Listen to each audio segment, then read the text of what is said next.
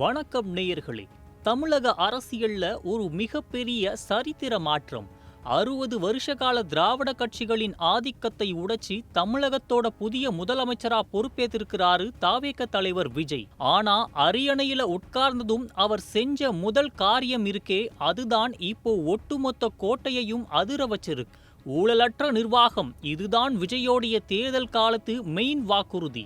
சொன்னதை செய்யணும்னு களத்துல இறங்கின முதல்வர் விஜய் எடுத்த உடனே ஒரு மிகப்பெரிய ஆக்ஷன்ல இறங்கிட்டாரு. கடந்த திமுக ஆட்சியில் பவர்ஃபுல்லா வலம் வந்த 3 முன்னாள் அமைச்சர்களுக்கு இப்போ செக் வச்சிருக்கிறாரு விஜய். அவங்க மேல இருக்கிற ஊழல் வழக்குகளை தீவிரப்படுத்த லஞ்ச ஒழிப்புத்துறைக்கு அதிரடியா கிரீன் சிக்னல் கொடுத்தாச்சு. யார் அந்த 3 பேர்? முதல்ல மேற்கு மண்டலத்தை சேர்ந்த முன்னாள் மின்சாரம் மற்றும் மதுவிலக்குத்துறை அமைச்சர். அடுத்தது டெல்டா பக்கத்துல இருந்து வந்த முன்னாள் உள்ளாட்சித்துறை அமைச்சர்.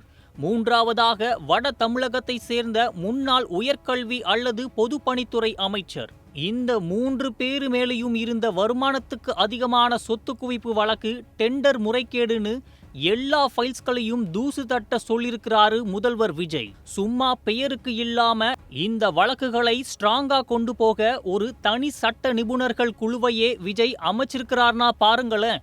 விஜயோட இந்த அதிரடியை பார்த்துட்டு இதெல்லாம் வெறும் அரசியல் பழிவாங்கல் நடவடிக்கைன்னு எதிர்க்கட்சி வரிசையில இருக்கிற திமுக கடுமையா விமர்சனம் பண்ணிட்டு வராங்க. ஆனா தாவேகா தொண்டர்களோ தலைவர் சொன்னதை செய்யறாரு, ஊழலை ஒழிக்க வரார்னு செம்ம குஷியில் கொண்டாடிட்டு இருக்கிறாங்க. ஆரம்பமே இப்படி ஒரு அதிரடி அட்டாக்னா போக போக கோட்டையில் விஜயோடைய ஆட்டம் எப்படி இருக்கும்? தமிழக அரசியல்ல இனி என்னவெல்லாம் நடக்க போகுது என்பதை பொறுத்திருந்து நாம் பார்க்க வேண்டும்.